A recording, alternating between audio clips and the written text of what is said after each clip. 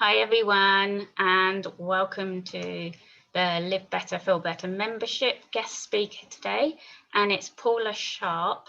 We met a couple of years, nearly 2 years ago now, actually. It was 2 years ago, yeah, yes. It's gone so quickly. And she is a nutritional therapist, and I'm really excited that she's able to give us a presentation today. So I'm going to just quickly to the newcomers. Hi, Lisa. I'm just going to tell you a bit about the Live Better, Feel Better membership. Not sure why her video is coming up, but okay. So the Live Better, Feel Better. Hi. Sorry, That's I'm all right. struggling with it. Live Better, Feel Better membership is a monthly group that I hold, and we have every month there's a guided meditation that goes on. We have a guest speaker who I'm lucky enough is Paula this week and this month, sorry, and we also have masterclasses on different things of mindset, setting goals, dealing with anger and frustration, for example, dealing with stress, anxiety. There is a number of different things that each month there's a different masterclass for you. There's motivational posts and coaching goes on because I'm a reflexologist and a health and wellness coach. And also we have live chats if anyone has any issues or questions they want to deal with that month. So that's my membership, just for the new ones that are here.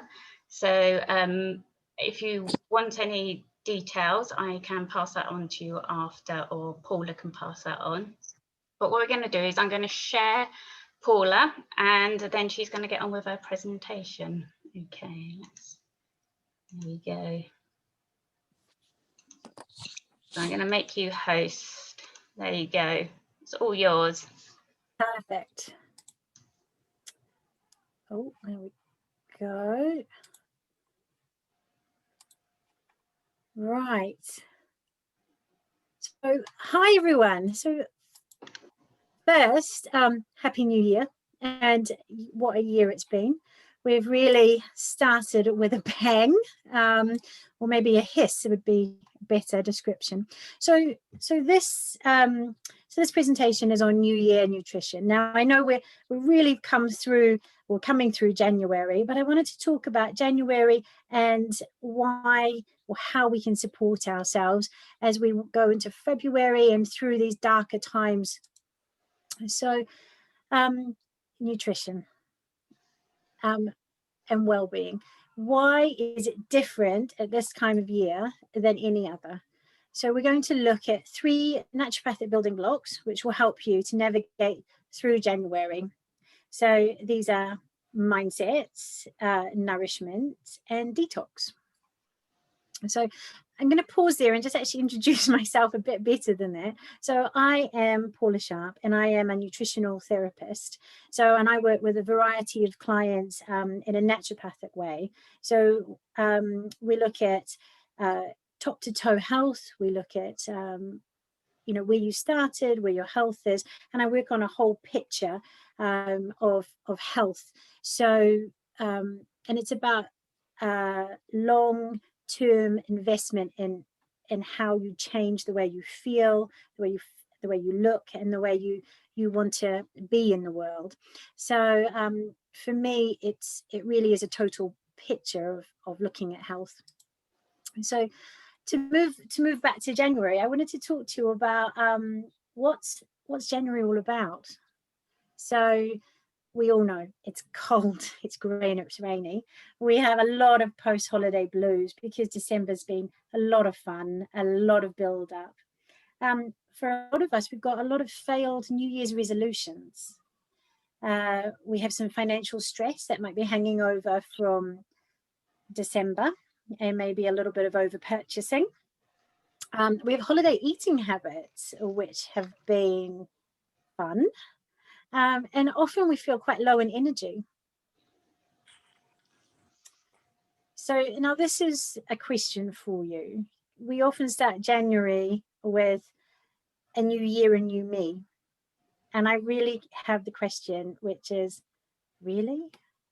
So we start with high hopes and expectations, and we often end this month by feeling, I have just survived this. I have dragged myself through January. Now, why? And I've got a statement here that is really useful to reflect on. And I would say it's because we use an extreme approach in an inappropriate season. So let's talk about this more and explore.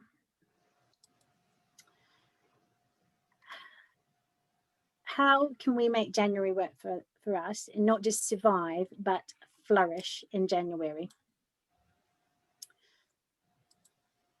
So I'm going to use my 3 pillars here of mindset, nourish, and detox. And this is really useful when things are not working as you would expect and anticipate. So mindset. And I want to also have some toolbox techniques, which are really useful as you go through January and the colder or the cold months of February and March. So what is really important, and this is why January really doesn't work for massive change, in my opinion, is that we need to dance with the seasons. So really, autumn and winter, they're cold, they're wet and grey. If we go back to, our caveman time, it's really time to hunker down, conserve some energy, spend time in small groups, give out energy to the people that we really like and to spend time with. It's a time to rest. We have a dark time, night is the longest time through the winter months. It's a time to finesse your crafts or your hobbies. Now, the Chinese have this wonderful explanation that I think explains this beautifully, which is autumn and winter are a time of contraction. This is when your energy is pulling in, you are conserving, you have squirreled your nuts away, and now you're going to just sit back and enjoy them. And nature really does provide the food that we should be eating. So, it's what's been growing now, which are your roots and dark veg, your soups and stews, and a little bit of stodge, so rich lentil stews, or a hearty meat broth, and these are foods which are either grown through autumn, growing through winter, and then when we get to this hungry gap, it's usually something where we might have preserved or stored our food, so it will be slowly fermenting, maybe some pickled vegetables or things that are really useful in this time. So to briefly touch on spring and summer, it's the opposite. So you've got this drive to learn new hobbies, to be out and about with your sports and your people, your vitality feels amazing. And of course the Chinese explain it as this expansion of energy, and nature provides in food. We should be eating our leafy greens, our salads, which are all growing above the ground, our vine fruits and vegetables, our raw quick cooks. It's really lovely. So it's just something that we need to be aware of. So this is why January is a time to be conserving, not for big change like a weight loss program or sudden extreme get fit, So let's talk more about this though. So here we go, the tough time. So after the initial excitement of New Year's resolutions around food and diets, these can be quite restricting and punishing. So these play into our feelings of, that self-judgments and inadequacies. Maybe by day 3 you've fallen off that diet or haven't gone for that run. And remember, in December we've got a lovely way of having all these luxury foods or different foods we normally have. So we're picking at it. So we are treating ourselves with lots of sugars and carbs. These can be hard to break. So, and remember, food provides comfort, and food also is a reward system in our society, and always has been, right back to our caveman time.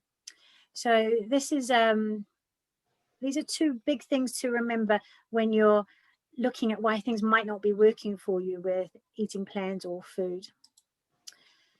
So this is my mindset to flourish, and this is what I really push with my clients, which is in January, go gently. You know, maybe do a gradual shift in your eating behavior, and start with one thing, nail it, embed it in your psyche, and then move on. Don't try and do it all because it's too hard. Give and take.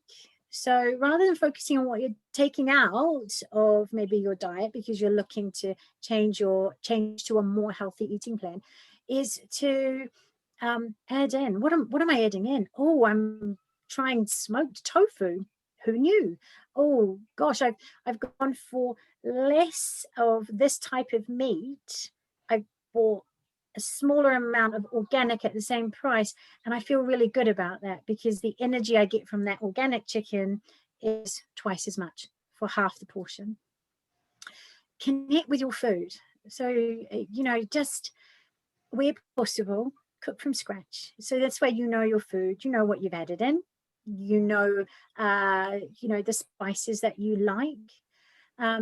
And then of course reward yourself by sitting down and enjoying that meal.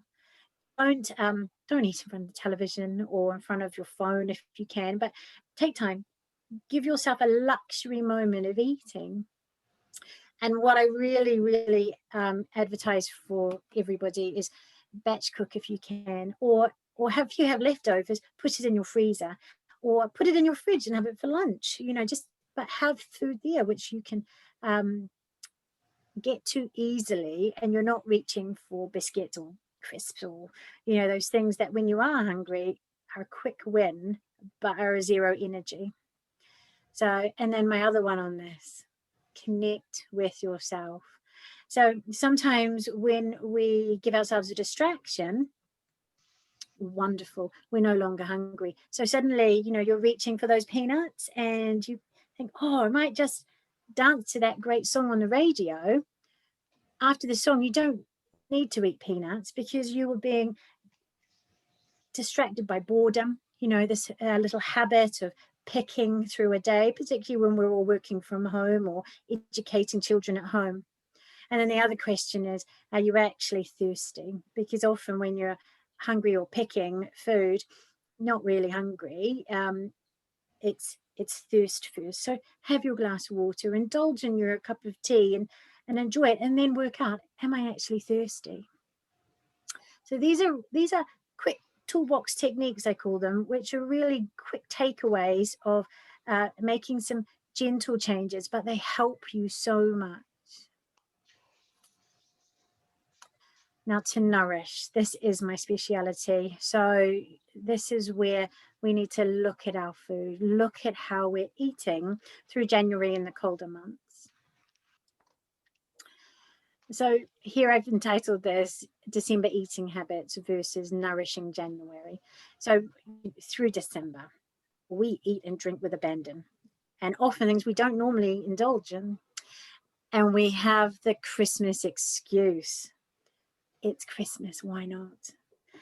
But we also have the January disclaimer, which is we'll lose weight, we'll get fit, we'll detox in January, which means later. So what this does is December is quite crafty. It creates this, what I call a sugar dip, craving, nutrient deficient monster. And it needs to be tamed in January. That's a typo. So to taming that monster, how are we going to do it?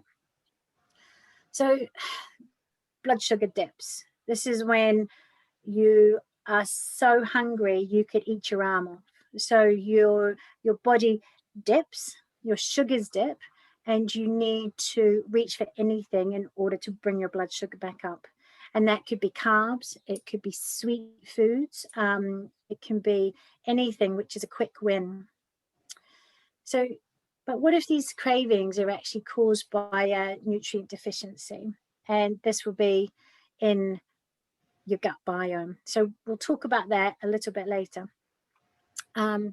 And are your food choices right for the season? So remember, we're talking about this cold time. So this is nourishing to support your blood sugar. This is really quite key in how we can function through a day. So blood sugar is one of these things which is the body balances beautifully when you feed it. And with blood sugar, hydration is key. So for the people who know me well, I'm always talking about hydration. So it is a number one cornerstone of good health. So for me, hydration means generally it's 1.5 to 2 liters of water a day, but no more than 1 pint, because you don't want to overload your kidneys. The way to stabilize blood sugar, where you no longer have these dips, is to eat protein, and to start with protein at breakfast. There is no doubt that starting with a sugary cereal or jammy toast is not the best setup for anybody, but to eat protein at breakfast, and that might be an egg on toast, that might be your leftover dinner, if that's how you can eat your breakfast. It may be looking at, granola and plain yogurt and some fruit. And remember, protein is also bee pollen, so it could be a teaspoon of bee pollen sprinkled on your breakfast if you want a more traditional Western breakfast. But really look at how you want to start your day and how to nail the blood sugar. So the other thing about blood sugar is when you dip, all you want is something sweet. You just want sweet drink, you want biscuits, you want chocolate, you want something which will bring you up immediately. But what if you can replace those? So replace those with something which gives you a longer energy support, which then also doesn't give you these quick dips, but will take you through your day. So this is by replacing those sugar snacks and drinks with fruits and veg and oatcakes with hummus, or a cube of dark chocolate. But the trick here is to make sure they're available, to have them in your fridge, have them in your cupboards, and be able to reach for them. It only takes about a week of thinking about that change, that swap out, before you then it becomes quite natural. And then the other thing is to make sure sugar knows where it's going. So these are technically insulin pathways. So what you do is you want to keep these pathways well signposted. So these are, by doing that, we support our nutrient levels. So we have our zinc, our chromium, our magnesium, and our manganese. And we really enjoy these, and you don't need to supplement too heavily. You can if you like, because these are all available in our foods. So we can get these from our leafy greens, from our grains, from our legumes. So but it's all about balance and making sure we've got this variety. So your gut microbiome. Microbiome's a word that's been bandied about a lot. But to be clear, where it is it's in your colon. It's throughout your whole digestive system, but a huge amount of it is based in your large intestine, in your colon. So now we've got all these bacteria, what we would classify good and bad. However, they live in a lovely symbiosis, this balance. And when they're out of balance, they can start creating cravings. So my example here is Candida. Candida loves sugar, and it will send cravings in the middle of the night saying, you need to eat sugar. So, but when it's in balance, and when it's in harmony with everything else going on in the gut microbiome, it's fine and completely in control. So the gut microbiome it thrives on variety, and that is fruits and vegetables and proteins.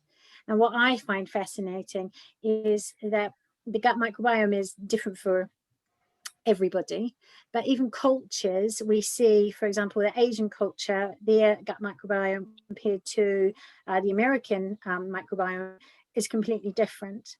One is definitely more varied than the other because of the variety that they have in their food. So take the challenge and start introducing more variety. Don't just go straight for broccoli because it's available all year round. Introduce other things, you know, have every color of your pepper that you can from your shopping. And then also look at introducing some fermented foods into your diet. These are now readily available in a supermarket, or you can make them yourselves. And these are your sauerkrauts, your kefirs, your kimchis, your kombuchas, even your plain yogurts, your blue cheeses, and apple cider vinegar with the ferment or the mother, which is the little wispy bacteria that you can often find in your apple cider vinegar. So if you can make a salad dressing or take a teaspoon of that, maybe mix in water. So it's really, really useful for that gut microbiome and to really nourish it and feed it and give it what it's asking for, which is variety. Now, January, it's cold. We've talked about the rain and the grey skies. So really, we need to eat for warmth. And I meet so many people that come to me about weight loss in January because that's their goal, because it's the new year, the new them. Now, this is not the time for a lovely raw salad. It's not the time for a cold juice. It's not really even the time for cold water with ice. It's the time that we should be having warming food so our digestive system can really absorb and take in everything it needs to fight off, you know, these flus and viruses and other nasties we have in winter. So I would recommend, you know, having, you know, like cooked or steamed or stir-fried veg instead of maybe a big raw salad. I would recommend having soups, maybe instead of a cold smoothie. And I would recommend having warm water versus cold. Herbal teas are wonderful. Remember, they can be a bit diuretic as well. So keep up your fluids. However, you can warm things up. So if you are a salad person and you love eating your salads, why not add a bit of raw garlic to your dressing? So warm your salad up, or maybe have some roasted sweet potato that you put in your salad. Or if you love a smoothie and that's the way you start your day, add in some warming spices, your cinnamons or your gingers, which really, really lift you up. And you can look at all of your food like this, but remember to warm it up, have some warmth for your system. And a detox. Now, this is a winner. And it's, we often, because maybe we've drunk too much or had too many fatty foods or rich foods, and then we want to do our January detox. So don't punish yourself. That is my number one tip. So, but we're going to talk about what the body can do on its own. So it naturally detoxifies old cells, hormones that are no longer needed, any other, you know, bacteria and viruses, and food waste. We naturally get rid of that. Also, our environmental toxins, we can manage it. So, you know, air pollution, pesticides and other things in foods, toxins and hormones in the water, and even, you know, household products and from cleaning products to personal care products, and alcohol and medication. So these are all things that our body does process. And this is how. So it's not just through a good stool. It starts right at the cells. So, and what we find is if it all goes well, it moves from the cells. Our lymphatic system is a form of detox. For women, menstruating women, you know, to have a period is a form of detox where we get rid of a lot of our rubbish. Our liver and kidneys work really hard on this whole detoxifying process. Our skin eliminates through sweat, through, you know, even when you see, you know, oily skin, or, you know, we meet people who might have spots on their faces. This is all an elimination process.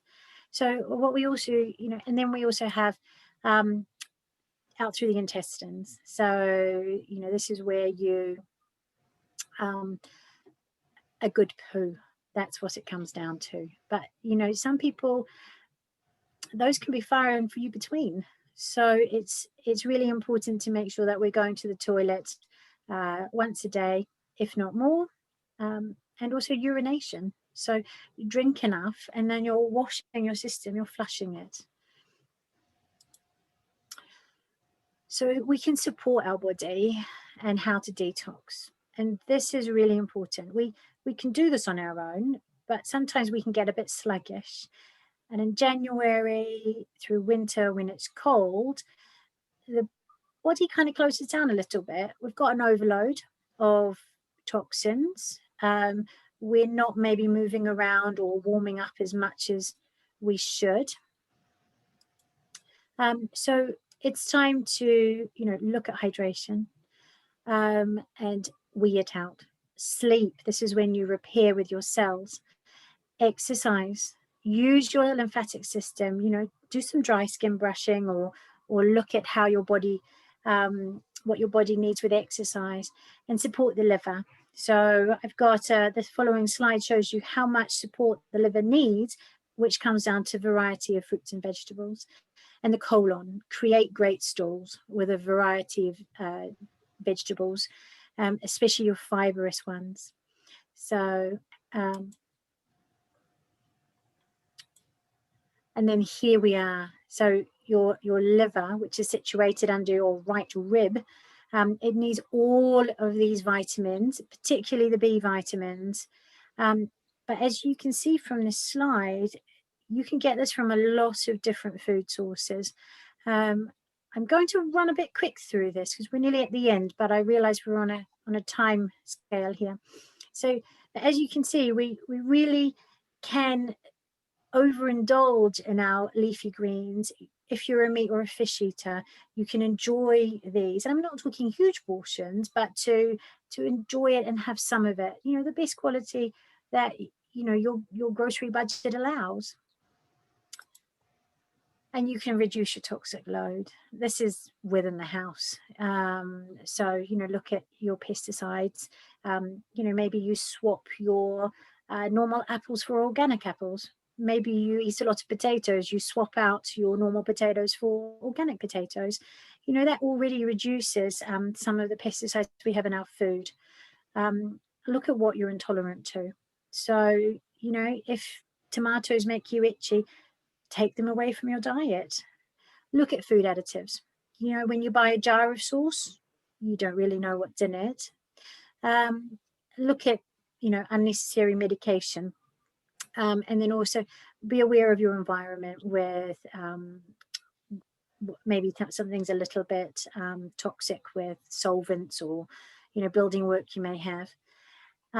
You can review your cleaners and your cosmetics. And stress definitely causes a toxic load.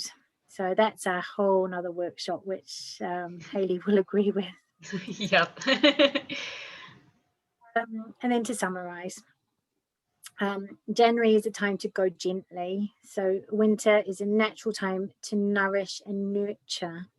And we set ourselves inappropriate challenges in January, which are difficult to fulfill. And by changing our approaches to food and well-being, we can successfully navigate January and winter and be more happier in ourselves and achieve our goals. So I've given you some toolbox fixes, which are about mindset. So focus on what you're adding in and connect with your food and yourself. Nourish yourself. to look at what you're adding into your diet and your lifestyle, and eat a variety. This is what our bodies are crying out for, not just the same old that we may be used to. And hydrate for your blood sugar balance, and support it with protein. And detox, support your body with some natural tools so it can do it itself. And that is it. So I'm Paula Sharp. I'm a nutritional therapist. I'm based in London and I work with Zoom consultations. I love working naturopathically because it's the difference between a quick fix and a sure thing. And I like to be a sure thing. So to make sure we get an end goal and everyone walks away having achieved what they needed to. So that's it. So thank you, Hayley. Thank you for having me. Thank you. That was really interesting. I really enjoyed that. There was the Chinese way of describing it. It's always fascinated me, the Chinese way, and I just looked into it, but you just reminded me how you sort of said the contracting the energy and expanding it through each season. And I notice with my clients when I'm coaching, so many people are trying to do things in January that are not correct for the time. And it was definitely the whole thing of accepting where we are in those moments, isn't it? And what season, are we making the right choices for the season? That was really, really resonated with me. So, I think if we could just wait until either the Chinese New Year or Easter, spring is a perfect time to be making, big change. Well, I don't know, winter, I just remember, think about log fires and eating, just to be, storytelling, Yeah. And I think we all do, isn't it? In the summer, you go for a glass of water because you feel like you need it. And in the winter, you're wanting a cup of tea or a hot herbal tea, isn't it? My battle is, okay, I want something hot. Do I need another cup of tea or coffee? No, I really need to go for the herbal tea because I know I'm craving for something warm. And to me, the tea and coffee, because it's got the milk in it, just feels more cozy. But it's being aware of that, isn't it? A lovely swap out for that is if you make a hot chocolate, but use one of the almond milks or the oat milks with a really nice quality cocoa, and then you can add in a little bit of cinnamon, maybe a little bit of turmeric if you like the spices, and if it's not sweet enough, a bit of honey. Honestly, it's so lovely. My children have been educated in this way where they don't really like the typical hot chocolates, so they're after mummy's one. Yeah. So I really, there are so many good swaps out there which your body just thanks you for it, and then it becomes quite normal and you don't really like or seek the other things. No, it's sinking, isn't it? And so for me the big thing was the thirst. I noticed that actually this week, how I walked into the kitchen and realized I was thirsty more than hungry. And that was something I was really aware of. And like you're saying, is the batch cooking as well, especially if it's there, I find I eat so much better and don't go for the stuff, because there's always other people in the house, isn't there, that are not eating. I mean, generally most of us eat the same way, but there's some of my partner and that they're all going off to work and they're taking snacks and bread and more stuff that I don't eat so much because it doesn't always agree with me. So instead of grabbing it, if I find that there's the other stuff around, I really can stay on track with it. Absolutely. It's nothing worse than being hungry and looking in the fridge and you don't know what to eat. No, so, and the sort of making something is harder than if it's there, isn't it? It's a lot easier. Absolutely. I know, I strongly agree. And I love the, cooking a bit more to then have for lunch, particularly now when actually it's quite nice to have something warm for lunch. So, my husband is he has for years struggled with blood sugar dips. And so we used to have a traffic light system where he'd go, I'm on amber, which means feed me. Yeah. And we haven't had to deal with this for years now, but I do remember first meeting him and having a bag full of snacks for my husband. And I'm like, gosh, Yeah. I don't know Like how I should be doing this. So, but you know, we've moved away from that now, and you know, he's really good at it. You know, he's but he wasn't. You know, it's a learning curve in knowing what you don't want to feel like Yeah. before you. And I think it's educating ourselves, isn't it, and understanding, and like you saying, it's changing your mindset and being aware is using our awareness, isn't it, to go, that's what I need. This makes me dip when I do this. If I don't do it, I feel better. You know, like you were saying about, I remember years and years ago when I was in Bermuda, I was working in the same block with a nutritionist, and she was running courses, and we were sharing a lot of clients. And on her course, she was talking about your bowels and what was going on and all these different things. And it made me very aware, you know, especially, and the English are brilliant at not talking about their bowel movement. They're all like, we shouldn't say that, you know, even when I'm doing reflexology, and that's the area we're working on, they're struggling to talk about it. But, you know, one of the things I always do is if I'm noticing that my bowels aren't right, it makes me think, what have I eaten in the last X amount of days that this isn't working for me? So it is, isn't it? It's about learning all this information and putting it into our life. Together. The other thing is you know, some people are actually born with, you know, like it's almost genetic, you know, mum didn't go regularly. Yeah. I don't go regularly. Yeah. It's okay. You know, and reality is it's not normal, and mum's put up with it, and now she's got terrible tummy bloating. Yeah.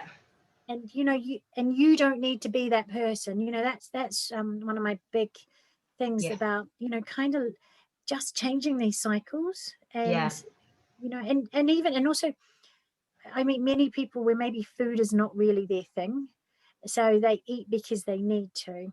And then and so then we have to talk about actually using food as medicine, because you know, there's a point you don't want to end up with a handful of tablets from your GP because you're not eating, so, or you're not eating the correct thing. So you know, it's just it's fascinating about when you nurture and nourish or eat medicinally, how you can change your whole life. And that comes down to an energy that you can then take up your sport or be involved in a group or do things that you just didn't have the vitality for before and didn't really know why. So yeah, it's just, you know, changing lifestyles, but because it will reward you with a more successful life or lifestyle. But like you said, isn't it, it's doing one at a time. You can't do it all. Our body and our brain, the body can't cope with it. You know, like you said, if you try and detox everything at once, God, you feel dreadful, don't you? You're like, and it puts you off. and you often feel it in your gut. You know, so suddenly those cravings go sky high because you're overwhelmed. You know, or you know, you stop sleeping. And so we set ourselves unrealistic goals, don't we?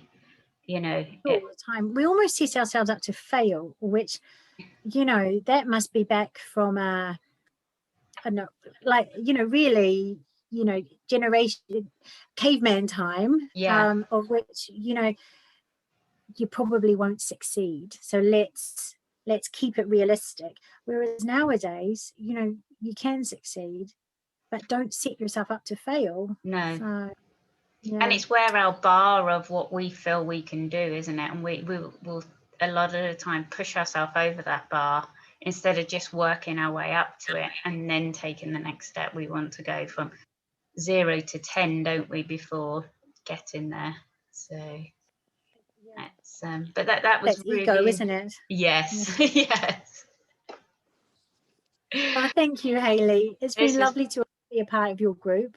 That's brilliant. Yes, and obviously all your information's here, and they've had the link to your Facebook page, but I will link them to your website and everything as well, what's up there, so they actually can just click on that. And thank you to, I think, Lisa, well, she's still there, she did say she was leaving, so I said goodbye to her in the chat. And and thank you to Vanessa to joining us, and I hope you enjoyed it, and it's just been really interesting. Thank you very much, Hayley. All right then, take care. I do want to, I think, do you need to share me back? I think you do, don't you? Do you need to put me back as host? Stop sharing. And you need to put me back as host. No, okay, no. If you go down to participants at the bottom. Let's see, participants at the bottom. Yes, and then you click on more.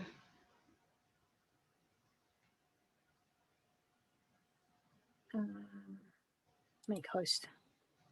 Brilliant. Here we go. That's fantastic. Cool. Well, thank you for joining me.